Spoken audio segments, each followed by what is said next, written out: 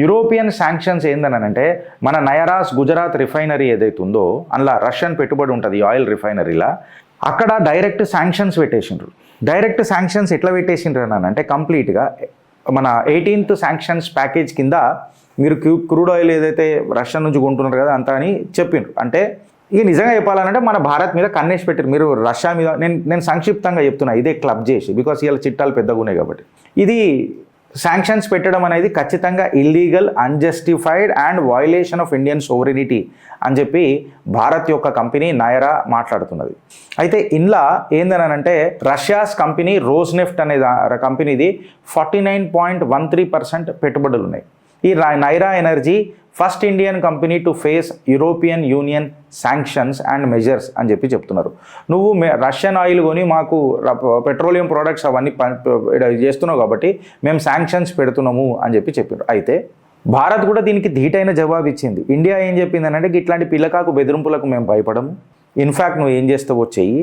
వీళ్ళు ఏం చేసిరనంటే ఇప్పటి నుంచి మేము క్రెడిట్ ఇవ్వము, మీకు 100% పేమెంట్ కర్తనే మీకు ఇస్తాం అని చెప్పి చెప్పిండ్రు. కార్గోను కూడా మిడిల్ ఈస్ట్ ఇంకా సౌత్ ఈస్ట్ ఏషియన్ కంట్రీస్ ఏవైతే ఉంటాయో, ఎక్కడైతే మనకు హయ్యర్ మార్జిన్స్ ఉంటాయో అక్కడ పంపించుడు మొదలెట్టేసిండ్రు భారత్.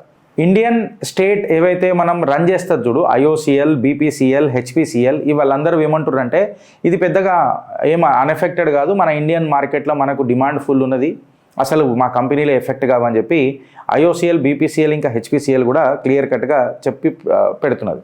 ఈ శాంక్షన్స్ అన్నీ మీరు సంచిలేసి కుర్చీ మడత పెట్టి వెనక జేబులో పెట్టుకుంటారా, ఇక మళ్ళీ మీరు ఏం పెట్టుకుంటారా పెట్టుకోరి, భారత్ దీనికి తగ్గేదే లేదని చెప్పి కూడా చెప్తున్నది.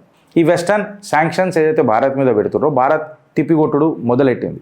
ఇవాళ మనం అర్థం చేసుకోవాల్సింది ఏంటంటే ఫ్రెండ్స్, ఈ యూనిలాటరల్ శాంక్షన్ ప్లేబుక్ ఏదైతే ప్రపంచం భారత్ మీద ఆడుతున్నదో ఇది కేవలం భారత్ మీద శాంక్షన్స్ కాదు, నిజంగా చెప్పాలనంటే మన స్ట్రాటజిక్ సెల్ఫ్ రిలయన్స్ మీద క్వశ్చన్ చేసుడు అని అంటారు.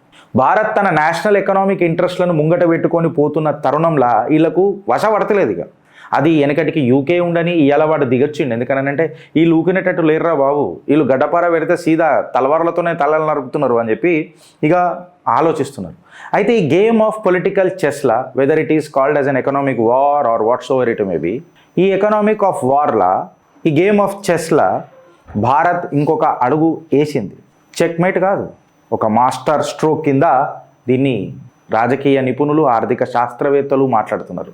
పెద్ద పెద్ద దేశాలను మెడలు వంచుడు, మీరు F-35B తీసుకోండి, ఎట్లా పక్కకు పెట్టిపించినాము, పక్కకు పెట్టి నాటకాలు ఆడుతున్నారా అని చెప్పి ఇప్పుడు అది ఫ్లై అయిపోయింది అనుకోండి, అది వేరే విషయం, కానీ చెప్తున్నా మీకు. సో భారత్ యొక్క అడుగులు ఏ రకంగా ముంగడిపోతున్నాయో ఒకసారి చూడండి. ఇట్లాంటి సంతకాలు కావాలనంటే ఊకేనే కావు ఫ్రెండ్స్. సో కంటెంట్ నచ్చితే ఒక నలుగురికి షేర్ చేయండి. ఇది భారత్ ఇంట్రెస్ట్లో ఉన్నది కాబట్టి ఖచ్చితంగా ఒక 10 మందికి షేర్ చేయండి ఫ్రెండ్స్. కంటెంట్ నచ్చితేనే షేర్ చేయండి. ఆఫ్కోర్స్ మీకు నచ్చకపోతే ఎందుకు నచ్చలే, ఇంట్లో ఏమన్నా తప్పులు ఉంటే కమెంట్స్ పెట్టి, సబ్జెక్ట్ పెట్టి, దానికి రిఫరెన్స్ పెట్టి అడగండి. మేము ఖచ్చితంగా రిప్లై చేసే ప్రయత్నం చేస్తాం ఫ్రెండ్స్. భారత్ మాతాకి జై.